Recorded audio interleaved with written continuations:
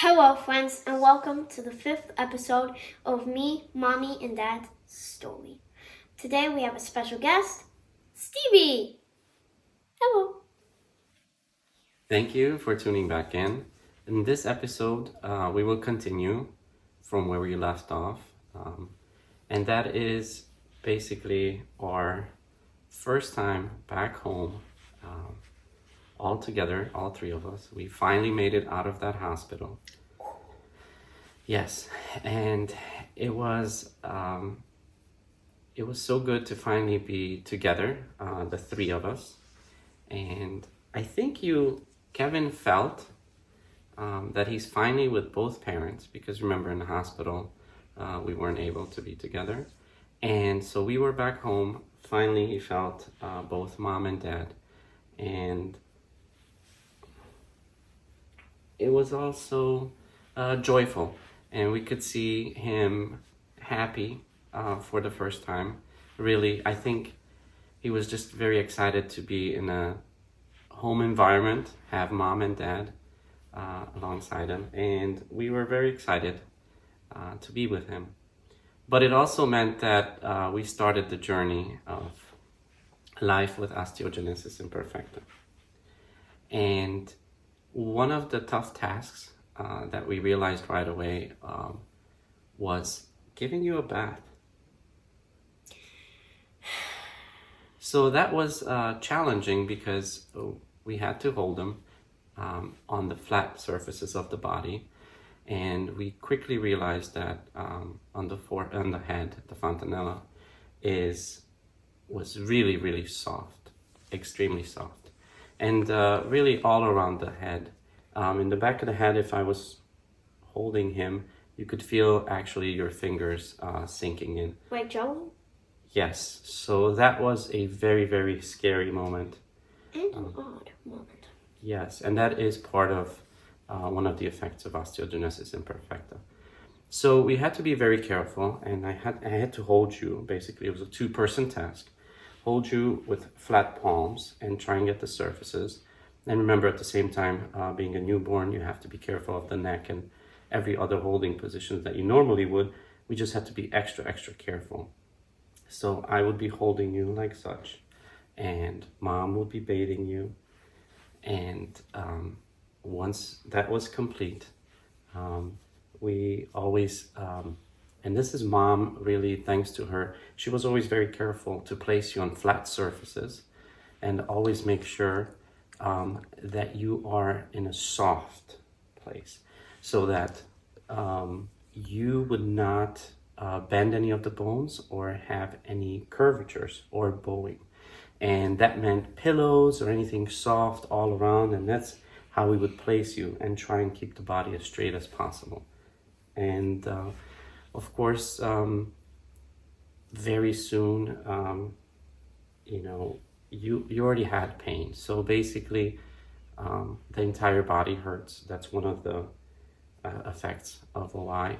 And one of the things that helped you calm down and kind of helped you deal with it was breastfeeding. So you had a good connection with mom, but that also meant that in the beginning, every 2 hours or so, all day, all night, you would either wake up crying or feeling pain, and that would be the only thing that would kind of give you a little relief. And also, I think that made a very strong bond with mom. And we, of course, realized that that wasn't enough, because you were in a lot of pain, and continued, to cry. And we knew that obviously something's wrong, so we had to go back to the hospital. And this was a different hospital, the one that, yes, it wasn't the maternity hospital. It was the one where they had the orthopedic team. And they realized that you do have a fracture on the left femur that had to be put in a cast, because we could tell the leg was very inflated. There was a lot of swelling. So we went to the hospital and went to the orthopedic team to get that taken care of. Now, this is a side note for anyone that's facing osteogenesis imperfecta, a young parent, or they know that is coming up. You have to be careful because oftentimes in the hospitals, they treat or they assume that this is something that the parents have done. So having the diagnosis is very important, and that way there is no confusion or accusation of mistreatment. Of course, we knew about that. So when they put the cast on, the left leg first, and while they were putting on the cast, unfortunately, they caused a fracture in the right femur as well. I know. So they had to go back and do a cast on both legs, and that cast went up over your belly. So that was in the summertime. Having that full cast was definitely not pleasant. It was very tough to take care of everything else now. Imagine bathing, going to the restroom, and all those normal tasks became a lot more complicated. Side note about that, you can't get the cast wet, which makes it a lot harder too. Yeah, so if that was one of the things, if you get it wet or anything goes on the inside, then you would have to take the cast off and then put it back again. So we had to be extremely careful now to not get the cast wet either. And that was just heartbreaking right away to see him so young and both legs in a cast and having it all over coming up to the stomach.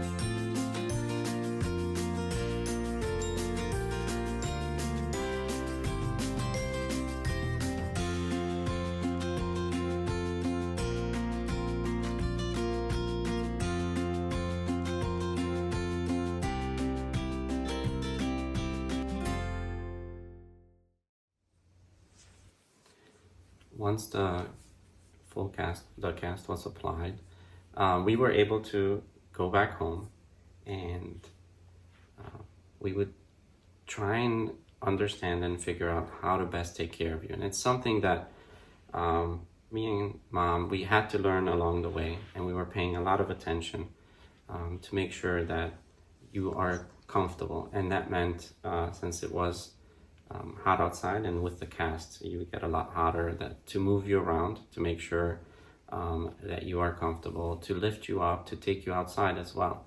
And I remember we would take you outside, placed in a bassinet type stroller. And that's an important point there. You want to make sure that the child is lying flat, as comfortable, soft, but flat, so you don't put them in any other positions. That can also affect the spine. So you want to avoid any curvatures or any extra pressure on the spine. So we would take you out in a bassinet type stroller and make sure that you get sunshine, so you get the vitamin D from nature. And also we would, I remember we would take you around the backyard and kind of have you in the underneath the tree, so you have a little bit of shade, but also to be in the sun, so you can get that exposure. And if you remember from the episodes before, we had a dog named Hera, and she would always just protect you and go around when we were walking outside. She would be right behind you. If we stopped, she would be peeking up just to look at you, and then kind of stand guard. She wouldn't let anybody else come around, just mom and dad, and was very protective of you. So you had a very strong bond with her as well. And one thing that was interesting is she was the kind of dog that would be very excited when she sees someone, would want to jump on him. And she knew right from the beginning to kind of take care of Kevin. I'm not jumping up. So it was very nice to see that she would really look in, check up on you sort of, and then lay down and just make sure that you're okay and stand guard. So we were doing a lot of that, taking you outside, transferring, even inside when you were sitting, when you were laying down. At nighttime, of course, it was very difficult because you had that cast on. So we tried to keep you kind of laying on us for a little bit, then turning you around, placing you down. And then, of course, about every 2 to 4 hours, you would either make a sound or cry, and you would need to be breastfed, I think, just to make a connection, or kind of that would ease your suffering. And meanwhile, we started exploring our options and documenting what this can be, what kind of treatment there might be. So we also started heading out to different locations in Europe where we knew about someone that might be an expert in the field, or to do some more tests. And one of the places that we went to, I remember they had a tough time just figuring out where to draw blood from. So this is what the one part where came out and said, look, I just can't go and see this happen, because they had to take a vein from your head. And they had to get the blood from that particular vein. And that was just very, very tough to see. They couldn't find anywhere else. So they tried arms, legs, wherever they could think of. And that was the only place. And so we went there. I went in with you. I made sure that you're okay. And the results came back inconclusive. They didn't know exactly what it is. They were hinting toward something of thyroid production or something of that nature. Wait, so they did it and they still didn't get the result? No, they did not. So we tried again a different place, and we tried with someone that was an expert in the field, and someone that dealt with osteogenesis imperfecta, or brittle bone disease, as it's called over there. And when we talked to them in the consultation, he gave us some very, very disappointing advice. And what he said is, basically, we have to deal with you like with an egg, and during the day you would be in a full body cast to make sure that there's no fractures, to keep you still, and only at night we would kind of take it off as a shell and then have you laying around. And of course, he also said that you would never be able to stand or walk or anything of that nature. That was very disheartening for us. We went back home and we kept thinking about all of this and kept doing more research. It was an answer that we just were not willing to accept. We were hoping that that will not be the case. As we kept talking to other medics, all of them kind of pointed us toward the direction to make sure that we get to the United States as soon as possible. Because they knew that in the United States, there's a lot more research on it, and there are other options. And even though there's no cure, because this is a genetic mutation, there would be some treatments. and they would be able to better guide us on how to take care of you and make sure that you grow and that you can regain some of the functions. And most importantly, to take away that some of that pain that you're feeling in the bones at all times. And basically, since it affects the bones, it's throughout the entire body. So that's the pain that we wanted to make sure that you start having less of, so that you can enjoy life and you can enjoy your childhood.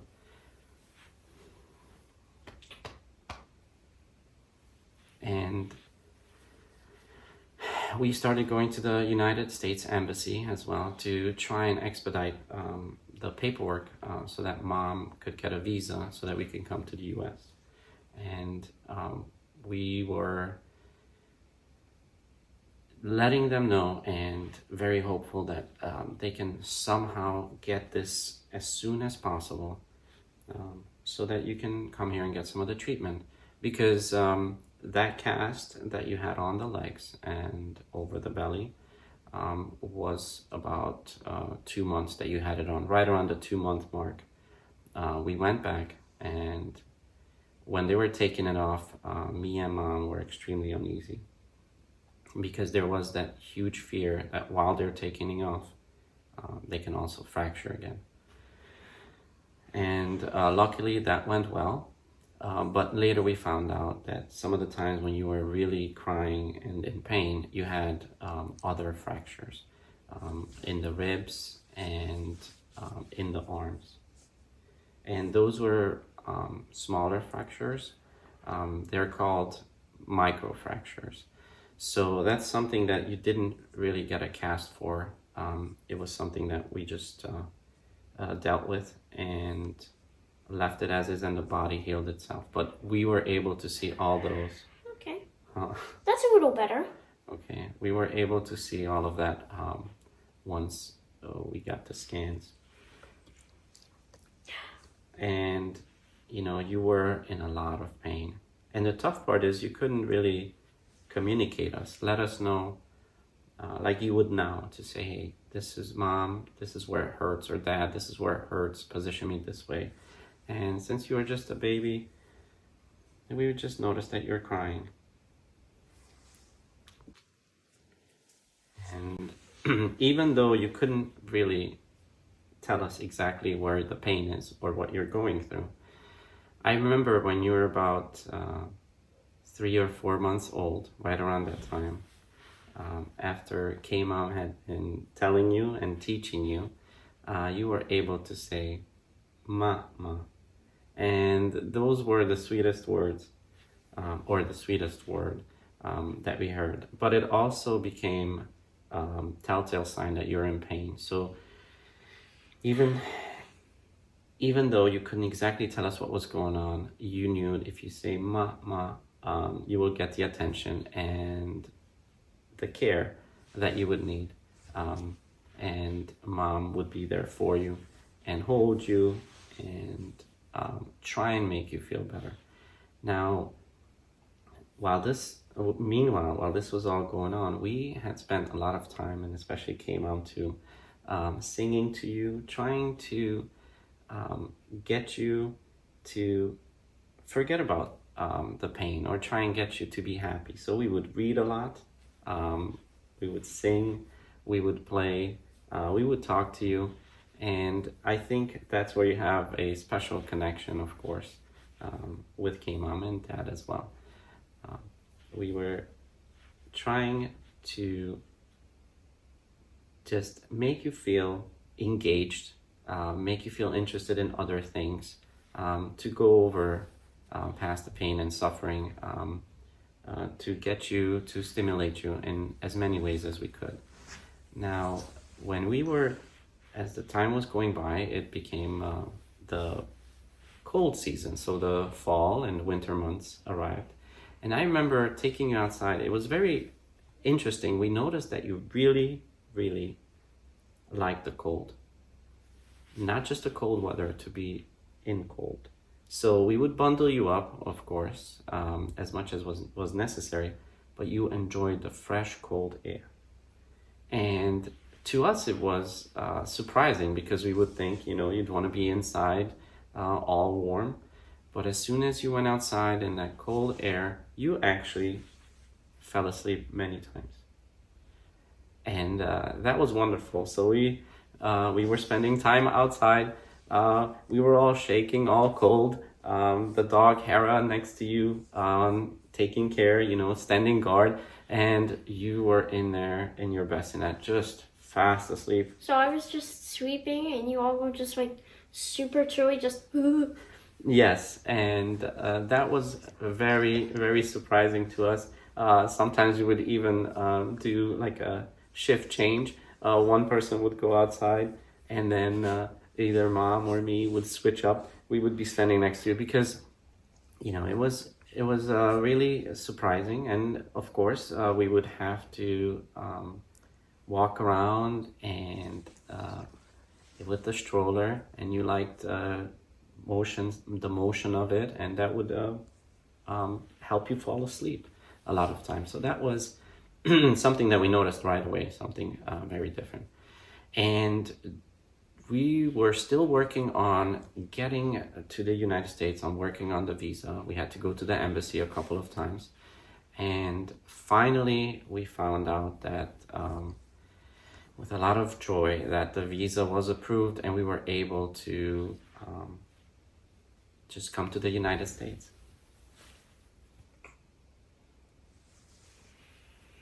And we were excited, of course, but also nervous, anxious, dreading what the actual flight and how to accommodate you getting on that flight, making sure that you're safe. Of course, remember, it would be a big change also for K-Mom to get all of a sudden to go from one place that she's known to a whole new different place. A whole new world. Yes, to move your entire life to a different environment. But this brings us to the end of this episode, and we will talk about all of that and more in the next episode. But till then, I hope you enjoyed the episode. We will see you soon, and bye-bye, Avengers. Bye.